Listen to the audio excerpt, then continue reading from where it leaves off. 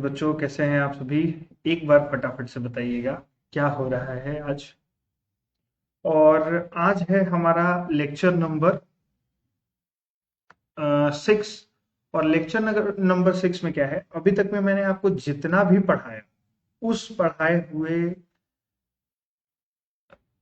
Topic से कुछ कुछ आपके मेंस में ऑप्शनल में क्वेश्चंस बने हैं। मैं चाहता हूं कि उनका आज हम आंसर राइटिंग करेंगे, ठीक है। और वो आंसर राइटिंग करके, क्योंकि अब आपको वो टॉपिक से आप फैमिलियर हो गए हो, समझ में आ रहा है, तो क्वेश्चंस कैसे पूछ रहे हैं और उसको लिखना कैसे है बेहतरीन तरीके से, वो मैं सोच रहा हूं कि आज आप लोगों को बताया जाए, ठीक है। तो मुझे थोड़ा सा टाइम दे दीजिए। इस साइड में कुछ थोड़ा ये चीजें मैं रैप अप कर देता हूं यहां से, और फिर जो है हम लोग चलेंगे अपने क्वेश्चंस की तरफ, ठीक है। एक मिनट। चलिए, तो अब जो है हम शुरू करते हैं अपना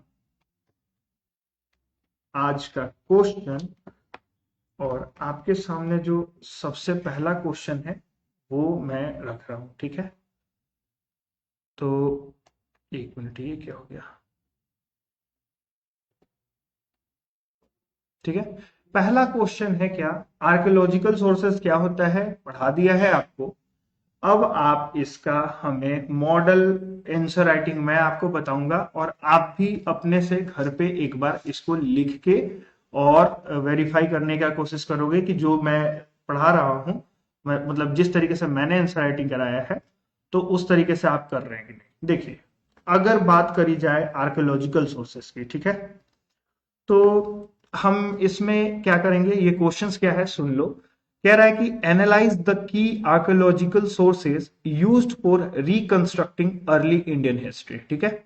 अब हम आर्कियोलॉजिकल सोर्सेज का यूज करके अपने अर्ली इंडियन हिस्ट्री को रिकंस्ट्रक्ट करना है हमें। तो उसी को हमको एनालाइज करना है कि ये कितने हेल्पफुल है, या क्या इनके अंदर कुछ प्रॉब्लम भी है क्या। तो हमने देखा था कि आर्कियोलॉजिकल सोर्सेज जब हम पढ़ रहे थे, तो उसमें हमने देखा था कि बहुत हद तक तो ठीक है कि उस कल्चर के बारे में ना सिर्फ जो है ये रॉयल कोर्ट का जो है पॉइंट ऑफ व्यू को ये दिखाता है, बल्कि एक ब्रॉड लेवल पे पूरे सोसाइटी में क्या चल रहा था, उनका रिलीजन कैसे था, लोग कौन कौन सी चीजें यूज कर रहे थे, ये सब कुछ हमको इसमें देखने को मिल रहा था, ठीक है। बट निगेटिव कहां पे था कि ये जो है ना, एक तो मैक्सिमम जो हमें आर्कियोलॉजिकल सोर्सेज मिले हैं, जैसे इंस्क्रिप्शंस हो गए, अगर इंस्क्रिप्शंस की बात कर ले, तो हमको क्या देखने को मिल रहा था कि या तो कोई गिल्ड, कोई रूलर, कोई मोनार्क यही कंस्ट्रक्ट करा रहे थे, तो प्रशस्ति टाइप का भी इंस्क्रिप्शंस था। या दूसरा क्या था कि कुछ ऑर्डर्स जो मोनार्क की तरफ से इशू किए जा रहे थे वो दिख रहा था, या फिर कुछ गिल्ड अपने स्टेटस को इन्हांस करने के लिए वो क्या कर रहे थे कि कुछ रिलीजियस डोनेशंस दे रहे थे, तो उसके लिए वो क्या कर रहे थे, इंस्क्रिप्शंस को वो करा रहे थे, ठीक है। तो ये हमने देखा कि यहाँ तो एक थोड़ा सा ये निगेटिव फीडबैक था कि सिर्फ उन्हीं का व्यूज मिल रहा है, तो पूरे सोसाइटी का कहाँ मिल रहा है। दूसरा चीज हमने ये भी देखा था कि आर्कियोलॉजिकल सोर्सेज जहां पे अवेलेबल हैं, तो हम उनका डीप एक्सकेवेशन अभी तक नहीं कर पाए हैं। बहुत से ऐसे आर्कियोलॉजिकल सोर्सेज हैं जिसमें कि स्क्रिप्ट को यूज किया गया है, उन इंस्क्रिप्शंस को हम नहीं पढ़ पाए हैं। तो जब स्क्रिप्ट नहीं पढ़ पाए, उन इंस्क्रिप्शंस को नहीं पढ़ पाए, तो कहीं ना कहीं आर्कियोलॉजिकल सोर्सेज की कुछ लिमिटेशंस थे, तो उसी को हमें इसमें बोल रहा है कि एनालाइज कीजिए। एनालाइज करने का मतलब क्या है कि आप बताइए कि क्या सिर्फ आर्कियोलॉजिकल सोर्सेज जो है वो इंपॉर्टेंट रोल प्ले करता है इंडियन हिस्ट्री के रिकंस्ट्रक्शन में। तो जवाब आता है यस। लेकिन सिर्फ और सिर्फ आर्कियोलॉजिकल सोर्स ही करता है, ये भी नहीं है। हमें दोनों को मिक्स करके, लिटरेरी सोर्स और आर्कियोलॉजिकल सोर्स को मिक्सअप करके, और तब जो है हम अपने इंडियन हिस्ट्री को रिक्रिएट करेंगे, ठीक है। तो उसी के लिए हमको ये देखना है इसमें। तो सबसे पहले हम अगर बात करें कि इसमें हमको करना क्या है, तो एक तो सबसे पहले आता है कि सर इंट्रोडक्शन लिखना तो जरूरी है। तो हम क्या करेंगे, इंट्रोडक्शन जो है ये हमें लिखना इंपॉर्टेंट हो जाता है, ठीक है। तो इंट्रोडक्शन कैसे आएगा ये आप समझ लो। अगर मैं बोलूं, ठीक है, कि इंट्रोडक्शन को हम ऐसे लिखते हैं, मैं यहां से शुरू कर रहा हूं, ठीक है। तो इंट्रोडक्शन को अगर मैं बोलूं कि इस तरीके से अगर हम लिखें कि आर्कियोलॉजिकल सोर्सेस, आप लोग देखते जाओ फटाफट, ठीक है ना।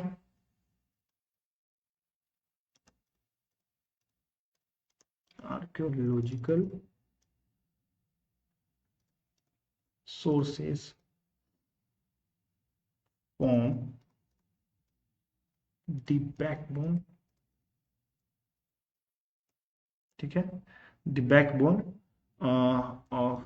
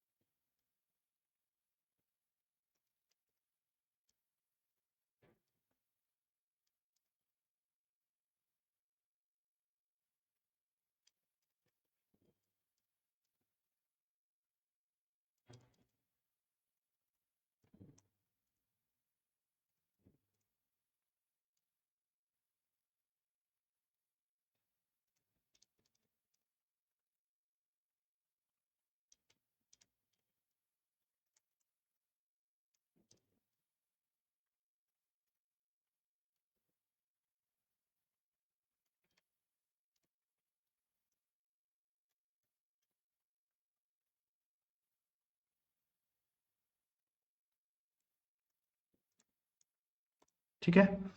तो मैंने एक इंट्रोडक्शन लिखा, क्या लिखा मैंने, देखिए मैंने बोला कि आर्कियोलॉजिकल सोर्सेज जो है ना वो क्या करते हैं, तो बैकबोन फॉर्म करते हैं किस चीज का, अर्ली इंडियन हिस्ट्री का। और वो भी किस टाइम पीरियड को, अर्ली इंडियन हिस्ट्री में, तो स्पेशली वो टाइम पीरियड जहां पे लिटरेरी एविडेंस जो है वो लैक कर रहे हैं, वहां नहीं है। तो मैं कह रहा हूं क्या कि इसलिए इनका सिग्निफिकेंस जो है वो बहुत इंपॉर्टेंट हो जाता है जब ये जो मटेरियल प्रोवाइड करते हैं या डेटा जो इन ये प्रोवाइड करते हैं कुछ रीजन स्पेसिफिक, जब हमको इंसाइट देना होता है हिस्ट्री में, तो उसके लिए इंपॉर्टेंट रोल प्ले करते हैं। ओके, तो इंट्रोडक्शन आपका ऐसा हो सकता है, ठीक, कि archaeological sources form the backbone of early Indian history specially for periods lacking literary evidence. Their significance lies in providing material, datable and region specific insights. तो ये इस तरीके से जाएगा आपका, क्या इसको कहते हैं इंट्रोडक्शन, कि जब आप ऐसा लिखते हो तो समझ में आ रहा है टीचर को, या जो भी आपका एग्जामिनर क्वेश्चन चेक कर रहा है वो देख के ही समझ जाएगा कि हाँ आपका जो है इसमें बेस्ट डीप नॉलेज है। ठीक है, तो ये तो हो गया आपका इंट्रोडक्शन। अब बात आता है कि सर ठीक है, तो अब दूसरा क्या करना होगा, तो बॉडी फ्रेम करना होगा। बॉडी फ्रेम करने में क्या करना है, तो हमने जो बताया कि ये बैकबोन है अर्ली इंडियन हिस्ट्री का, तो उसमें कुछ कुछ एग्जाम्पल रख देंगे। जैसे बॉडी में हम थोड़ा सा इलेबोरेट करके और ये बता देंगे कि एक्सकेवेटेड मटेरियल रिमेन्स का क्या क्या मिले हैं, किन किन तरीके से जो है ये आपको सेटिस्फाइड करता है। इंस्क्रिप्शंस क्या क्या मिले हैं, कैसे उससे हमको उस समय के हिस्ट्री के बारे में पता चलता है, तो इंस्क्रिप्शंस का यूज कर देंगे। उसके बाद में क्वाइंस किस तरीके से हेल्प किया है हमको उस समय के हिस्ट्री को बिल्ड करने में या रिकंस्ट्रक्ट करने में क्वाइंस को, और मॉन्यूमेंट्स आर्किटेक्चर्स जो है वो कैसे इंपॉर्टेंट रोल रखते हैं, ये सारा चीज हम इसमें डाल देंगे। तो बारी बारी से बॉडी देख लेते हैं हम कि बॉडी कैसे फ्रेम करेंगे। ठीक है, तो बॉडी फ्रेम करने का, एक मिनट रुक जाइए।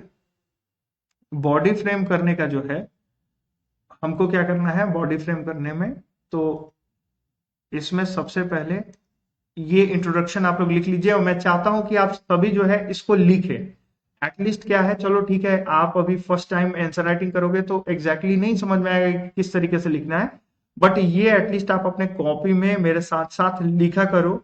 लिखोगे तो फायदा क्या होगा कि आप जो है इंट्रोडक्शन, इससे हम लोग क्वेश्चंस भी प्रैक्टिस करते जा रहे हैं, कि मतलब ये आपके पीवाईक्यूज का ये क्वेश्चन है आपके यहाँ, कि एपीपीएससी में ये पूछा गया हिस्ट्री ऑप्शनल का क्वेश्चन है, तो उसको हमने लिखा, इंट्रोडक्शन लिखा इसमें। ठीक है, चलिए अब बॉडी की तरफ चलते हैं हम। तो मैं अब इसको थोड़ा सा एक बार इरेज कर देता हूं।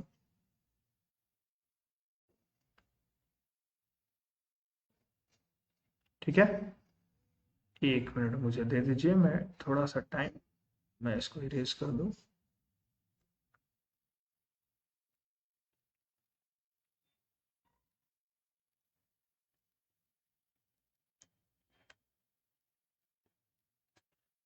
तो इस तरीके से हमने लिख लिया अपना इंट्रोडक्शन। अब बात आती है कि सर एक बार बॉडी भी आप फ्रेम करवाइए, तो अब मेरे साथ लिखते जाओ बॉडी। बॉडी कहने का मतलब क्या है कि अब जो है मेन बॉडी, मतलब कि अब जो है मेन हम अपने आंसर को किस तरीके से बीच वाला पार्ट लिख रहे हैं। तो इसमें हम ऐसा लिख सकते हैं कि अगर मैं बोलूं कि बॉडी अगर फ्रेमवर्क करना है तो हम ऐसा लिख सकते हैं, यहाँ पे पहले बोल देंगे कि की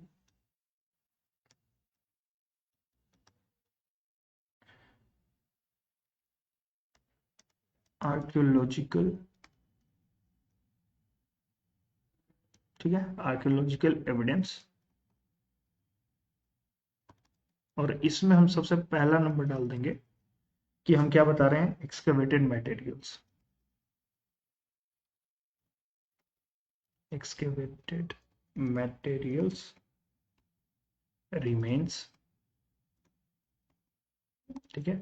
और इसको हम इलेबोरेट कर रहे हैं, तो हम बोलेंगे कि क्या क्या एक्सकेवेटेड मटेरियल रिमेन्स हमने अभी तक देखा था। हमारे पास में है टूल्स, पोट्री, उसके बाद में फिर है हमारे पास में कुछ रेसिडेंशियल एरिया भी मिले थे, तो ड्वेलिंग्स मिले थे। और क्या मिला था, तो बरियल्स मिला था, एंड बरियल्स, ठीक है। ये क्या कर रहे थे हमें, तो बरियल साइट्स जो थे ये सब हमें हेल्प कर रहे थे, हेल्प रिकंस्ट्रक्टिंग,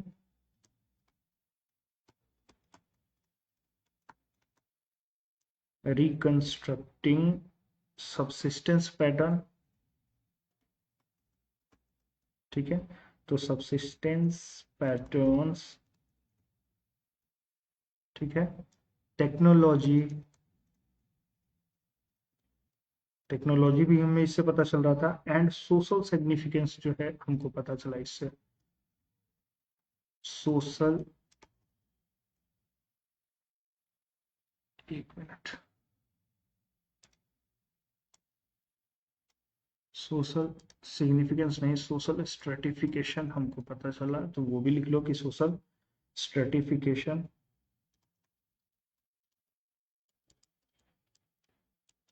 फ्रॉम कहाँ से कहाँ तक का पता चला था, तो पैलियोलिथिक से लेके, ठीक है, पैलियोलिथिक टू अर्ली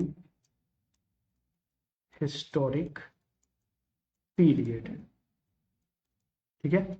यहां तक का पता चला। तो एक तो हमने फर्स्ट लिख दिया क्या, एक्सकेवेटेड मटेरियल रिमेन्स, क्या क्या मिला और क्या हेल्प किया वो रिकंस्ट्रक्शन में, तो सबसिस्टेंस पैटर्न को समझने में, टेक्नोलॉजी को समझने में और सोशल स्ट्रेटिफिकेशन को समझने में ये मदद किया हमको, ठीक है। तो एक तो ये हो गया। अब दूसरा लिखते हैं, तो मैं इसको फिर से इरेज कर रहा हूं कि दूसरा और क्या है, तो दूसरा एक इंस्क्रिप्शंस को हम लोग डिफाइन कर देते हैं।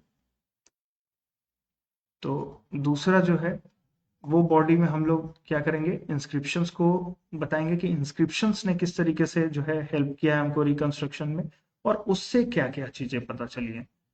कि अभी तक तो हमने देखा कि ये हमारे जो भी एक्सकेवेटेड रिमेन्स थे उससे हमको टेक्नोलॉजी, सोशल स्ट्रेटिफिकेशन और आपका सबसिस्टेंस पैटर्न जो है ऑफ लाइफ को समझने में मदद मिला था, ठीक।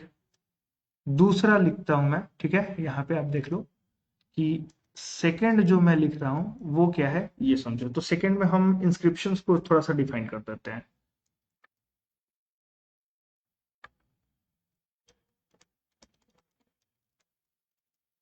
ठीक है।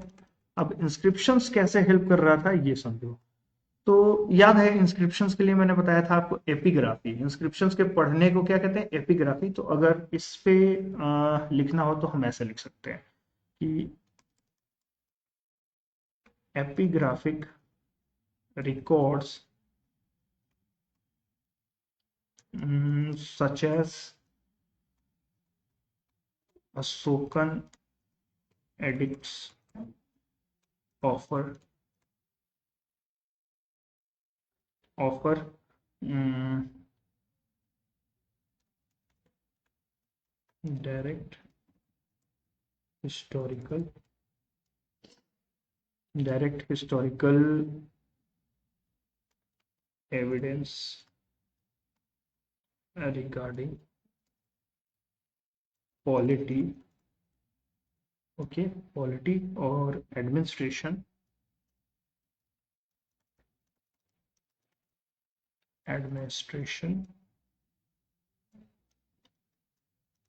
religious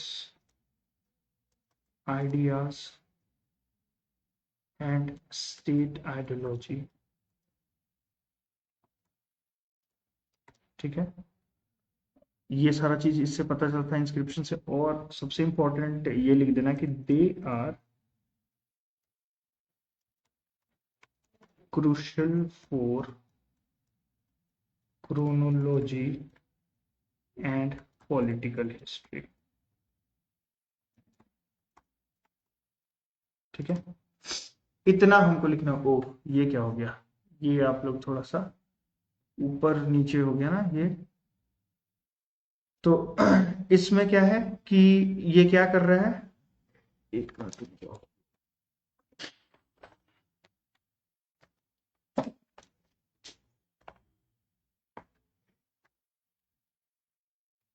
अब शायद सही से वो लिखा जाएगा। ठीक है, तो इंस्क्रिप्शंस क्या किया था, तो एपिग्राफिक रिकॉर्ड, मतलब इंस्क्रिप्शंस क्या है, एपिग्राफी, तो उसके स्टडी को ही एपिग्राफी कहते हैं। तो मैं कह रहा हूं कि एपिग्राफिक रिकॉर्ड ने हमें क्या बताया, जैसे कि अशोकन एडिक्ट्स को मोर पर्टिकुलरली हमने ले लिया, तो epigraphic record such as Ashokan edicts offer direct historical evidence regarding polity, administration, religious idea and state policy और state ideology। ठीक है, यही नहीं, इसके अलावा हम और भी बोल सकते हैं कि they are crucial for reconstructing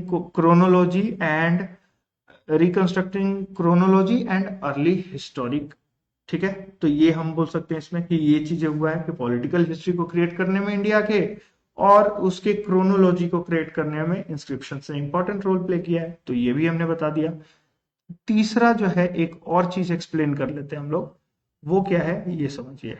ये थर्ड जो है वो हम क्या कह सकते हैं, और इसको साथ साथ लिखते जाइए, मैं बोल रहा हूं, क्योंकि इससे क्या होगा कि हम लोग जो है ना आंसर्स लिख पाएंगे, समझ पाएंगे एग्जैक्टली कि किस तरीके के क्वेश्चंस आएंगे, और लिखना होगा तो हम कैसे लिख पाएंगे। ठीक है, तो ये हो गया आपका। अब आता है क्या इसके साथ कि इंस्क्रिप्शंस हो गया, थोड़ा सा क्वाइन को भी हम लोग वो कर लेते हैं। तो थर्ड लिख लो आप लोग क्या, क्वाइंस। और क्वाइंस के लिए हम कैसे लिख सकते हैं, ऐसे लिखते हैं। ठीक है, कि punch marked coins, punch mark coins and punch mark coins and ये क्या हो रहा है यहाँ पे, उल्टा सीधा नीचे, punch mark coin and die struck coins क्या रिवील्स करता है, तो it reveals information on economic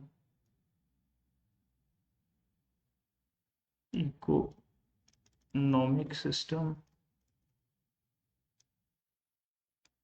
trade and political authority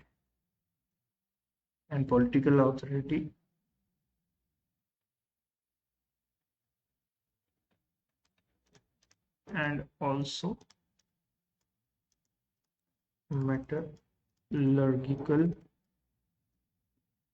progress। ठीक है, ऑफ द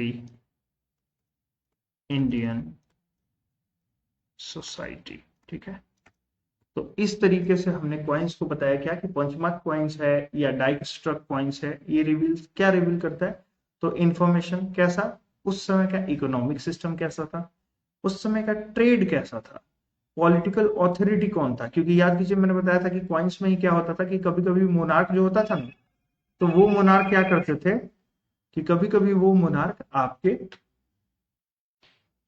अपने नेम को भी जो है उस कॉइन के ऊपर जो है पंच कराते थे, मार्क कराते थे, तो उससे उनके बारे में भी पता चलता है। और लास्ट में कि उस समय का मेटलर्जिकल प्रोसेस कैसा था, मतलब स्मेल्टिंग का प्रोसेस कैसा था, कॉइन्स अगर मिंट किए जा रहे थे, तो अगर वो कॉइन्स मिंट किए जा रहे हैं लेट्स से कॉपर का, ब्रोंज का, सिल्वर का, गोल्ड का, तो इससे क्या होता है कि हमको पता चलता है क्या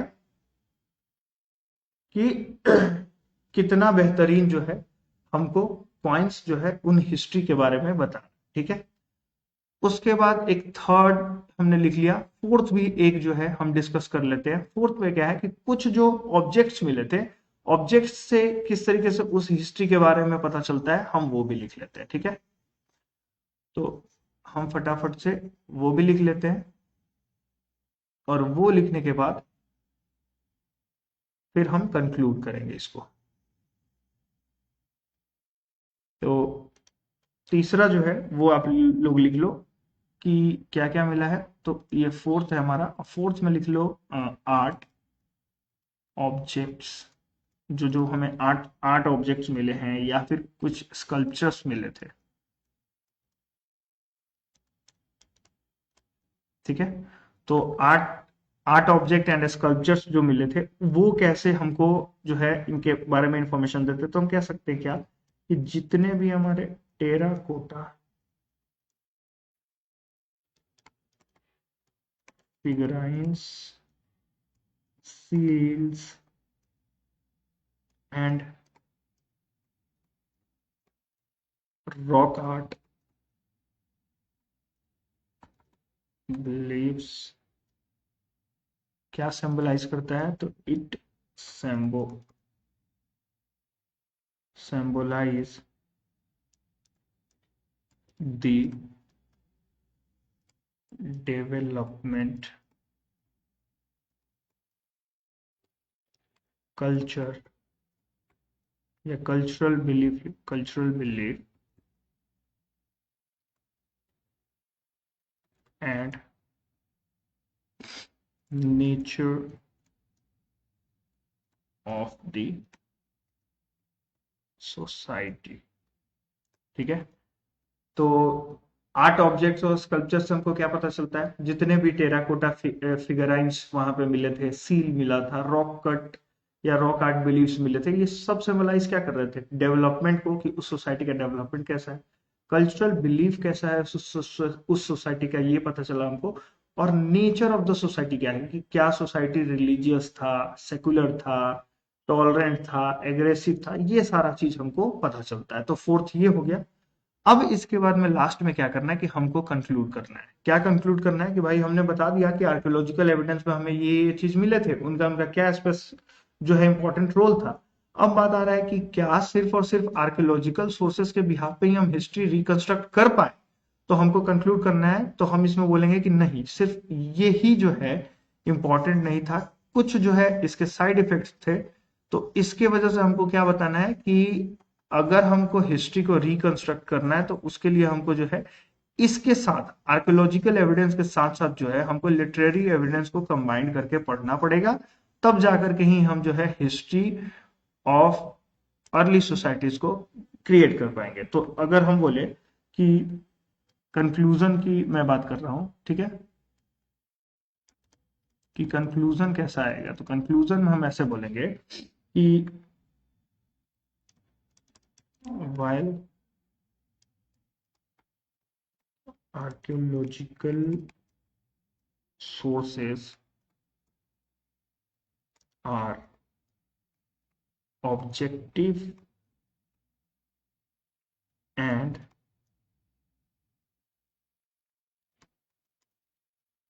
scientific in nature,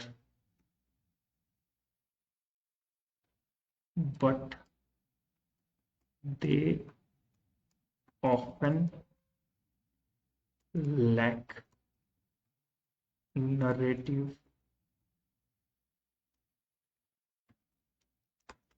context and require interpretation, hence their integration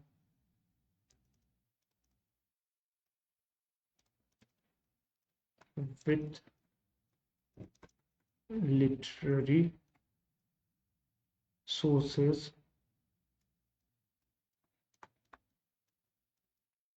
and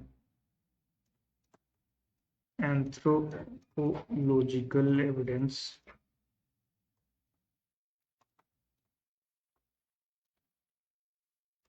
is essential for a holistic construction of the early Indian history. ठीक है, तो हमने क्या बोला इसमें कंक्लूजन में, मैंने बोला कि हाँ आर्कियोलॉजिकल सोर्सेज जो है ना ऑब्जेक्टिव नेचर में है, मतलब कि इसमें कोई भी ज्यादा जो है ना सब्जेक्टिव नहीं है, ज्यादा किसी का इंटरवेंशन नहीं है, तो ऑब्जेक्टिव तो है, साइंटिफिक भी है नेचर में, but they often lack narrative. ठीक है ना, तो ये क्या करते हैं इनके अंदर जो है ना नरेटिव कॉन्टेक्स्ट का जो है लैकिंग है और इंटरप्रिटेशन इनका रिक्वायर्ड होता है। तो कोई एक ऐसे आर्कियोलॉजिस्ट जब तक इसको इंटरप्रेट नहीं करेंगे तब तक हमें समझ में नहीं आता है। ठीक, इसलिए क्या है कि इनका इंटीग्रेशन लिटरेरी सोर्सेज के साथ में और एंथ्रोपोलॉजिकल एविडेंस जितने भी हैं, तो एंथ्रोपोलॉजिकल एविडेंस के साथ साथ इनका जो है इंटीग्रेशन जरूरी है। किस लिए कि एक हम होलिस्टिक कंस्ट्रक्शन कर पाए अपने अर्ली इंडियन हिस्ट्री का, इसलिए। ठीक है, तो इस तरीके से आपका कंक्लूजन जाना चाहिए कि जब आप इस तरीके का कंक्लूजन लिखते हैं तब फिर क्या होता है कि तब जाकर के आप एक बेहतरीन आंसर राइटिंग कर पाए। तो इस तरीके का अगर आपका आंसर होगा तो आपके एग्जामिनर भी जब चेक करता है तो उसको समझ में आ जाता है कि हाँ एग्जैक्टली जो है वो क्या है इसमें। ठीक है, तो ये फायदा होता है कि एग्जैक्टली आपको समझ में आए कि इस तरीके से आंसर राइटिंग किया जाता है। ठीक है, चलिए अब हम एक और जो है आपका क्वेश्चन लेते हैं, उस क्वेश्चन को भी देखते हैं, क्योंकि जो जो टॉपिक मैं पढ़ाता जा रहा हूं उससे रिलेटेड आपके पीवाईक्यूज जो जो आए हुए हैं तो उसको हम लोग बारी बारी से सॉल्व कर रहे हैं। और यही एक बेहतरीन तरीका होता है कि आप पहले रीडिंग कीजिए, रीडिंग के बाद राइटिंग कीजिए, राइटिंग के बाद फिर खुद से एक बार राइटिंग कीजिए, और अगर उसमें राइटिंग में नहीं हो रहा है, हैंड मूव नहीं हो रहा है, चीजें नहीं समझ में आ रही है, दोबारा से एक बार रीडिंग कीजिए फिर आंसर राइटिंग पे आइए। ठीक है, और ट्राई कीजिए कि इस तरीके से कुछ जो है मॉडल आंसर्स जो आपको मिल रहे हैं तो इसी पे आप स्टिक रहे, अगर ऐसा लिखते हैं तो आपको बेहतरीन मार्क्स मिलता है। ठीक है, चलिए आगे बढ़ते हैं। तो अगला क्वेश्चन हम लेते हैं, वो क्या है हमारा अगला क्वेश्चन जो है ये कह रहा है कि analyse the major neolithical site in India and their significance in understanding early human settlement. ठीक है, तो अब क्या है कि आप कुछ जो मेजर नियोलिथिक साइट है उसको आपको एनालाइज करना है और आपको बताना है कि उनका सिग्निफिकेंस क्या है, कि जो अर्ली ह्यूमन सेटलमेंट थे उनको अंडरस्टैंड करने में इनकी सिग्निफिकेंस कहां तक है, तो ये आपको बताना। ठीक है, तो इसमें भी एनालाइज करना है, तो सबसे पहले क्या है कि हमको एक इंट्रोडक्शन लिखना होगा, और इंट्रोडक्शन में क्या जाएगा इसमें कि इंट्रोडक्शन हमको ऐसा लिखना है जिससे कि एटलीस्ट ये पता चले कि हाँ ये जो नियोलिथिक साइट है ना बहुत इंपॉर्टेंट रोल प्ले किए हैं उन अर्ली ह्यूमन सेटलमेंट्स को समझने में। अगर शायद ये नियोलिथिक साइट्स का डिस्कवरी नहीं होता, एक्सकेवेशन नहीं होता, तो हम उन जो है अर्ली ह्यूमन सेटलमेंट्स को समझ नहीं पाते। तो इंट्रोडक्शन हमारा इसी पे जाएगा। ठीक है, तो चलिए इसमें हम क्या करते हैं कि थोड़ा सा एक बार जो है अपना इंट्रोडक्शन लिखते हैं। तो यहाँ पे मैं कह रहा हूं कि एक इंट्रोडक्शन हम शुरू करते हैं। ठीक है, तो इसका इंट्रोडक्शन कैसा जाएगा आप ध्यान से एक बार देखिए। तो मैं यहां से लिखना शुरू करता हूं। ठीक है, तो हम बोल सकते हैं क्या कि the Neolithic phase in India marks a crucial, ठीक है, transition, crucial transition from food gathering to food production, ठीक है, reflected in settled life,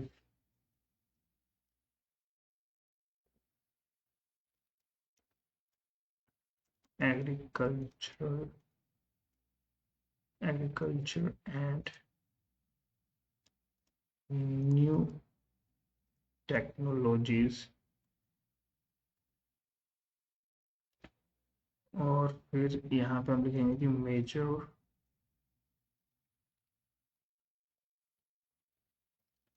Neolithic sites across different region highlights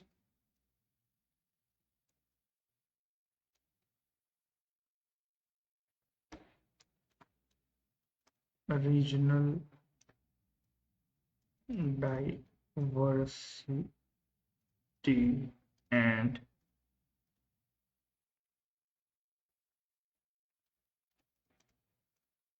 cultural blend of the early human society, ठीक। तो ये हमारा क्या है, इंट्रोडक्शन, कि हमने क्या बोला कि जो the Neolithic phase in India marks a crucial transition from food gathering to food production, reflects in settled life, agriculture, and new technology.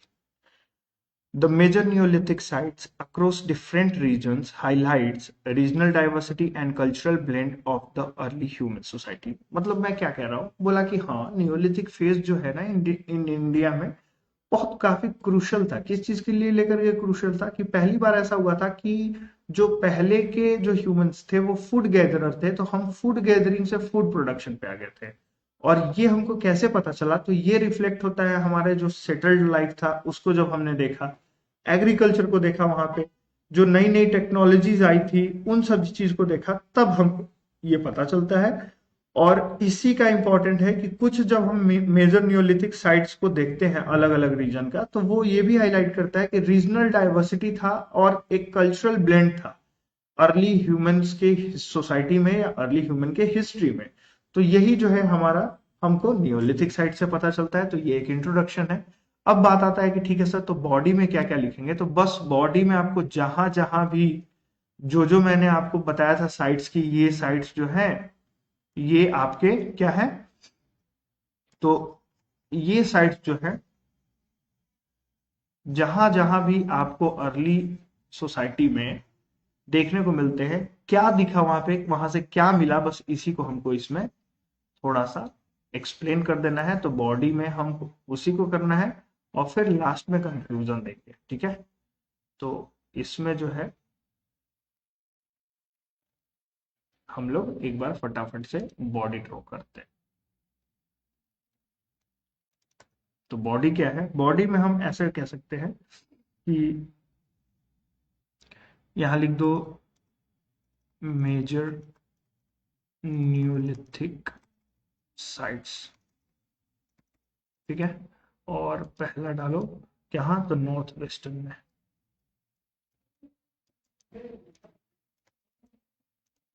North western region. और इसमें क्या क्या बता देना है हमको कि बुरजहूम, गुफक्राल, बुरजहूम, गुफक्राल, सोरपिट, dwelling,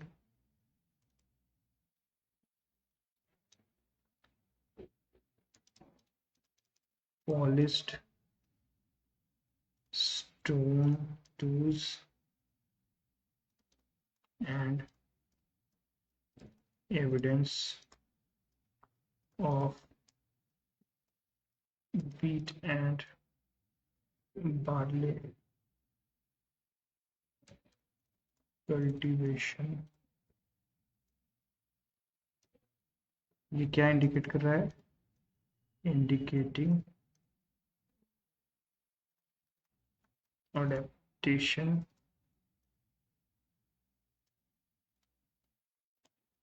कोल्ड क्लाइमेटिक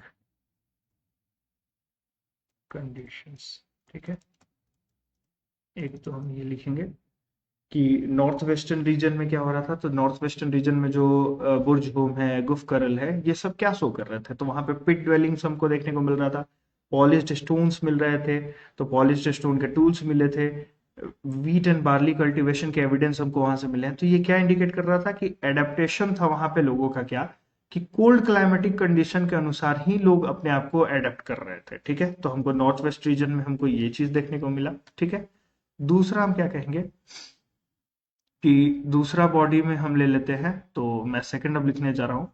तो दूसरे को हम ऐसे लिखेंगे कि सेंट्रल इंडिया में क्या चल रहा था, सेंट्रल इंडिया में किस किस तरीके के कहाँ साइट मिले थे और उनका क्या क्या जो है सिग्निफिकेंस था या इम्पोर्टेंस था, उसको हम यहाँ लिखेंगे। ठीक है, तो दूसरा जो है वो मैं कह रहा हूँ सेकंड, और सेकंड में हम बता देते हैं सेंट्रल इंडिया का। ठीक है,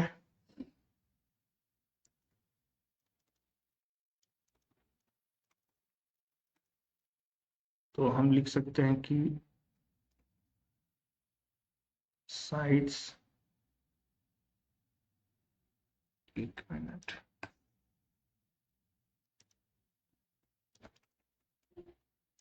sites in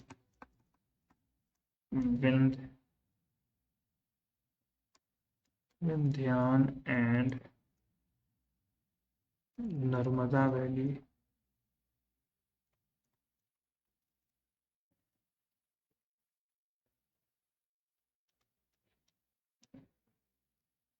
so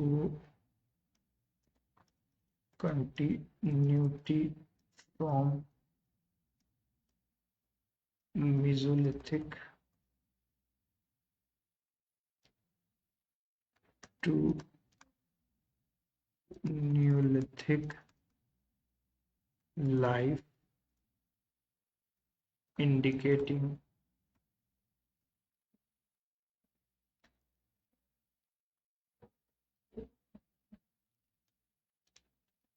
gradual cultural transformation। Okay, तो एक तो हमको ये पता चला क्या कि जब सेंट्रल इंडियाज को हम देखते हैं, सेंट्रल इंडियाज के साइड देखते हैं, पर्टिकुलरली विंध्यान में, नर्मदा वैली में, तो वो क्या हमको देखने को मिलता है, वहां से हमको पता चलता है कि कंटिन्यूटी बना हुआ था मीजोलिथिक से लेकर नियोलिथिक लाइफ में। तो ये हमको क्या बोल रहा है कि यहाँ पे धीरे धीरे हमने क्या देखा कि ग्रेजुअल कल्चरल ट्रांसफॉर्मेशन हमको यहाँ पे देखने को मिला है। ठीक है, तो एक तो ये हो गया। अब बात आता है क्या कि थोड़ा सा साउथ इंडिया का भी बता देते हैं। तो तीसरा आप लोग लिखो साउथ इंडिया के बारे में।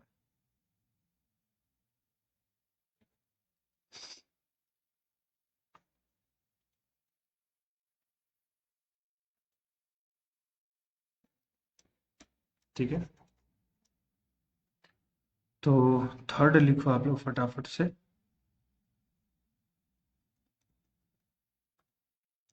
ठीक है, थर्ड में लिखो साउथ, साउथ इंडिया। और इसमें हम लोगों को डालना है ऐसे कि साउथ इंडिया में कौन कौन से साइट मिले थे, तो साइट सच एज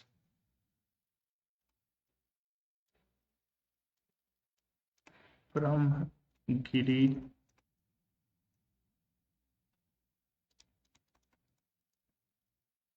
पिकली हाल and Utnur are known for Ashmont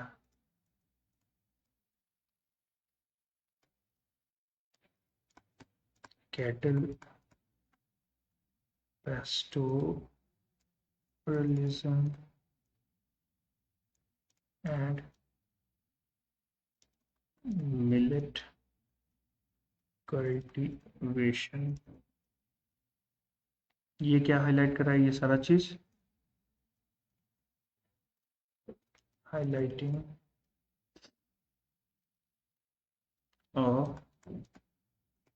pastoral agricultural economy।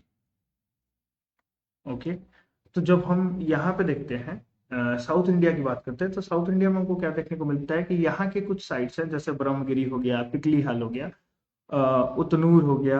तो इन सब चीजों से हमको देखने को क्या मिलता है कि यहाँ से हमको एश मॉन्ट्स मिले थे, कैटल पेस्टोरलिज्म के जो है एविडेंस मिले थे, मिलेट कल्टीवेशन के एविडेंस मिले थे। तो इन सब से हमको क्या पता चल रहा है कि साउथ में नियोलिथिक सेटलमेंट्स में क्या चल रहा था। तो यहाँ पे आपको दिख रहा है कि पेस्टोरल और एग्रीकल्चरल दोनों इकोनॉमी जो है ये ब्लेंडेड इकोनॉमी हमको देखने को मिलता है, जिसमें पेस्टोरलिज्म भी था और एग्रीकल्चरल जो था, ये दोनों चीजें साथ साथ प्रैक्टिस की जा रही थी। तो थर्ड ये है। फोर्थ क्या है कि हमको जो है नॉर्थ ईस्ट में भी कुछ कुछ साइट्स मिले हैं। तो नॉर्थ ईस्ट में जो है साइट्स मिले हैं और उनको देखने से हमको क्या पता चलता है, ये भी आपको इसमें लिखना है। ठीक है, तो अब लिख लो फोर्थ, और फोर्थ में आप लोग लिखो कि नॉर्थ ईस्टर्न कल्चर। ठीक है, तो नॉर्थ ईस्टर्न कल्चर जो है या साइट्स जो है वो क्या जो है हमको शो कराते हैं, वो हमको इसमें देखना है। ठीक है, तो फोर्थ लिख लो आप लोग।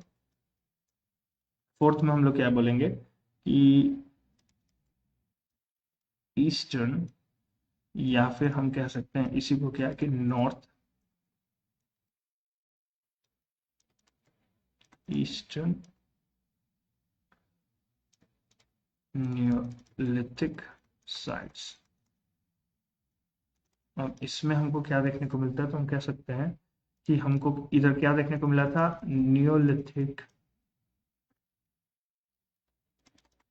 Neolithic sites of Assam and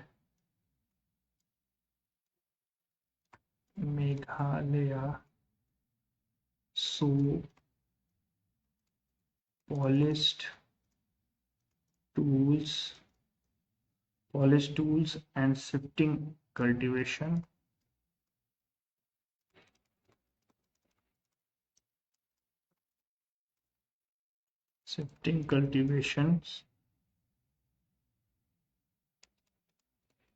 practices। और ये क्या रिफ्लेक्ट कर रहा था, तो reflecting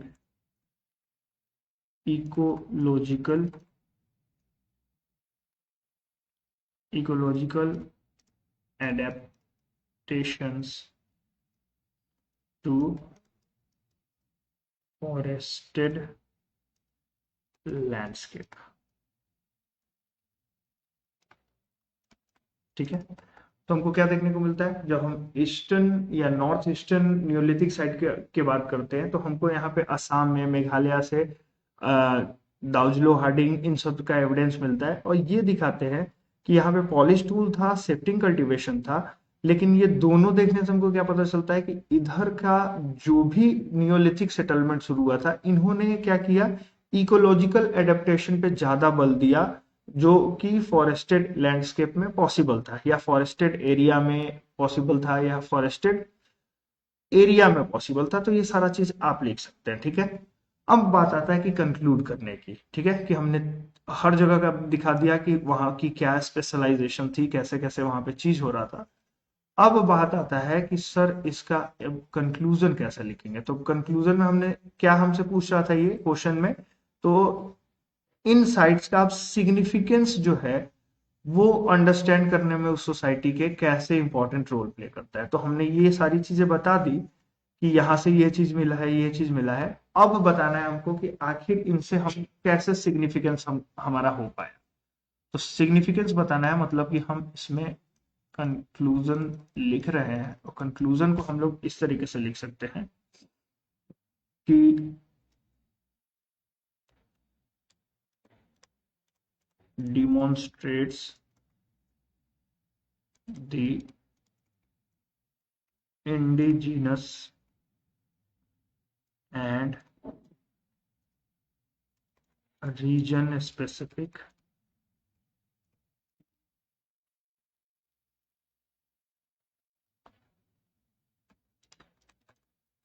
origin of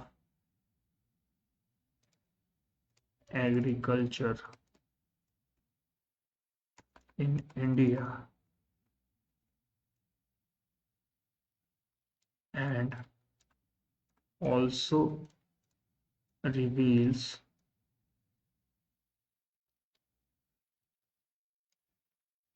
early settlement patterns and house types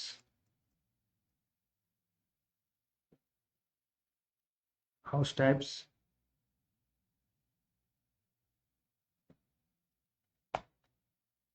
ठीक है। और इसके बाद क्या कर सकते हैं कि it underline that early human settlement evolved through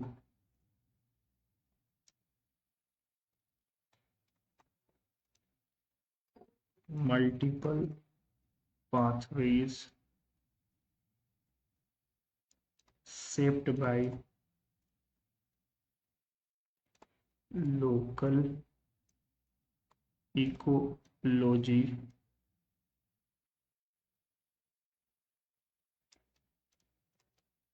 rather than a single uniform model of development. ठीक है, तो हमने कंक्लूजन में क्या बताया कि ये नियोलिथिक साइट क्या कर रहे हैं, तो Neolithic site demonstrate that indigenous और रीजन स्पेसिफिक ओरिजिन हुआ था एग्रीकल्चर का इंडिया में, और अर्ली सेटलमेंट जो पैटर्न्स थे और हाउस टाइप्स थे, ये दोनों का जो है इंडिजिनस और रीजन स्पेसिफिक था। इससे हमको अंडरलाइन जो है, ये अंडरलाइन करता है क्या कि अर्ली ह्यूमन सेटलमेंट जो है वो इवॉल्व हुए थे मल्टीपल पाथवे से, और ये सेव कैसे किए जा रहे थे, तो लोकल इकोलॉजी उनको सेव कर रहा था, रेदर देन कि एक सिंगल जो है ना यूनिफॉर्म मॉडल ऑफ डेवलपमेंट नहीं था। तो यही जो है ये नियोलिथिक साइट क्या कर रहे हैं, तो सिग्निफाई कर रहे हैं अर्ली ह्यूमन सोसाइटी के बारे में। तो उनके अंडरस्टैंडिंग के बारे में यही जो है सिग्निफिकेंस हमको देखने को मिलता है इन 4 अलग अलग तरीके के साइट्स को देखने के। तो इस तरीके से इसका कंक्लूजन आप ऐसे लिखिएगा। ठीक है, तो आपका ये जो है हमारा 2 क्वेश्चन था जो कि पीवाईक्यू आपका आया हुआ था, और उसको मैंने बताया कि इस तरीके से ही आपको लिखना है। जब आप इसको पूरा एक बार लिखिए कॉपी में लिख के, और उसके बाद जब देखिएगा तो आपको लगेगा कि हाँ इस तरीके से ही एक बेस्ट आंसर लिखा जाता है। ठीक है, अब तो बात रहा कि चलिए सर आज तो आपने ये डिस्कस कर दिया, अब कल से क्या है, तो कल से मैं एक बार थोड़ा सा आपको बता दूं कि कल जो हमारा टॉपिक है वो क्या होने वाला है। अब कल जो है देखिए हमने देख लिया लिटरेरी सोर्स, आर्कियोलॉजिकल सोर्स, फायदे नुकसान दोनों को साथ मिला के पढ़ने का तरीका क्यों बेहतर है, ये सब कुछ हमने देख लिया। अब बात आता है कि उसके बाद में हिस्ट्री को डिवाइड किया था हमने, तो प्री हिस्ट्री, प्रोटो हिस्ट्री और हिस्टोरिक एज में, फिर ancient history, medieval history, modern history में। और उसके बाद हमने क्या देखा था कि उसके बाद मैं यहाँ लिखता जाता हूँ कि हमने क्या क्या देख लिया, हिस्ट्री, उसके सोर्सेस, सोर्सेज में भी क्या क्या, तो एक तो हमने देख लिया आर्कियोलॉजिकल, और दूसरा क्या देखा हमने, एक तो ये फर्स्ट हमने देख लिया आर्कियोलॉजिकल, दूसरा देख लिया हमने लिटरेरी। ठीक है, ये दोनों कंप्लीट है। ठीक है, सोर्सेज हिस्ट्री क्या होता है समझ लिए। उसके बाद बात आया था कि सर ठीक है, उसके बाद हम लोग ने देखा था क्या कि इवोल्यूशन ऑफ मैनकाइंड, किस तरीके से अफ्रीका अफ्रीका अफ्रीका से फिर जो है बाहर निकले, हर जगह पहुंचे, यूरोप, एशिया, उसके बाद में फिर यूरोप, एशिया, उसके बाद में आपका जो है नॉर्थ ईस्टर्न एशिया, ये सब जगह हुआ था। फिर उसके बाद देखे थे कि इन सब जगह से वापस घूम के ये लोग अफ्रीका में पहुंचे थे, और मोर पर्टिकुलरली यूरोप वाले तो बिल्कुल। और फिर इसी अफ्रीका से जो है आगे चल के होमोसेपियंस सेपियंस जिसको कहते हैं हम, जिसको कि आप कहते हैं मॉडर्न मैन, एक मिनट, क्या कहते हैं आप उसको कि मॉडर्न मैन, तो मॉडर्न एंड वाइज मैन, उसका इवोल्यूशन कैसे हुआ था ये हमने देख लिया था। फिर उसके बाद में बात आया कि तीसरा जो हमने देखा वो स्टोन एज देखा। स्टोन एज में भी क्या, तो एक तो पैलियोलिथिक, मीजोलिथिक एंड नियोलिथिक, ये हमने देख लिया। इनसे रिलेटेड दो क्वेश्चंस आपके आए थे, एक तो आर्कियोलॉजी से मतलब कि सोर्सेज से क्वेश्चन आया था, उसको भी आज आंसर राइटिंग करके आपको दिखाया। दूसरा स्टोन एज से, स्टोन एज में भी नियोलिथिक एज से एक क्वेश्चन आया था, वो मैंने आपको करके दिखाया। अब जब हम अगली क्लास में आएंगे, तो अगली क्लास में मैं पहले कह रहा हूं कि अगले क्लास में हम लोगों को क्या पढ़ना है, तो अब हम देखेंगे चैल्कोलिथिक और इंडस वैली सिविलाइजेशन। ठीक है, क्योंकि स्टोन एज के बाद में अब उसी का डेट जो है, मतलब कि अगर सिविलाइजेशन डेवलप्ड होगा, क्योंकि हमने एग्रीकल्चर सीख लिया, सेटल लाइफ जी रहे हैं, पोट्रीज बना रहे हैं, अलग अलग तरीके के क्राफ्ट स्किल्स ये सब सीख रहे हैं हम। मेटल स्मेल्टिंग जैसे ही हम सीखेंगे, अभी तक हमने मेटल स्मेल्टिंग नहीं सीखा है। ठीक है, तो जैसे ही मेटल स्मेल्टिंग सीख लेंगे हम, मतलब मेटल स्मेल्टिंग का प्रोसेस ये जो है जैसे ही हम सीखेंगे, तो क्या होगा कि इसके बाद में फिर जो है हमारा चैल्कोलिथिक एज शुरू हो जाएगा। और चैल्कोलिथिक एज जैसे ही शुरू होगा, तो ये चैल्कोलिथिक एज क्या करेगा कि अब जो है एक सिविलाइजेशन जो है वो सिविलाइजेशन को जो है सेटअप करेगा। और वो सिविलाइजेशन कौन होगा, तो वही होगा हमारा हड़प्पा सिविलाइजेशन। तो कल के क्लास में हम ये देखेंगे, एक मिनट ये क्या हो गया, ठीक है, कल के क्लास में हम पहले चैल्कोलिथिक देखेंगे, चैल्कोलिथिक एज। और चैल्कोलिथिक एज जो है आपका हम देखेंगे क्या कि लगभग 4000 बीसी से 4000 या कहीं कहीं पे आपको 35 भी दिखेगा बीसीई, यहां से स्टार्ट होता है। और इसके क्या क्या फीचर्स थे, किस किस तरीके से जो है चैल्कोलिथिक एज में अलग अलग छोटे छोटे कल्चर्स डेवलप्ड हो रहे थे, कि आहर कल्चर क्या है, बनास कल्चर क्या है, ठीक है, जोरवे कल्चर क्या है। इन छोटे छोटे चैल्कोलिथिक कल्चर्स के बारे में देखेंगे, और फिर इनके बाद कैसे ये छोटे छोटे कल्चर आगे चल के एक सिविलाइजेशन बने, और सिविलाइजेशन में भी हड़प्पा सिविलाइजेशन, तो फिर हम हड़प्पा सिविलाइजेशन देखेंगे। कल शायद हड़प्पा सिविलाइजेशन ना हो पाए, कल चैल्कोलिथिक सिविलाइजेशन नहीं हो, तो परसों हम जो है हड़प्पा सिविलाइजेशन को देखेंगे। ठीक है, तब तक के लिए ये दोनों क्वेश्चंस को आप भी एक बार लिखिए अपने तरीके से लिख के, और मुझे जो है एक बार सबमिट कीजिए। ठीक है, तो चलिए, wish you all the best. आप लोग ऐसे ही एग्जाम की प्रिपरेशंस करते रहिए, मिलते हैं हम कल की क्लास में। तब तक के लिए गुड नाइट, टेक केयर।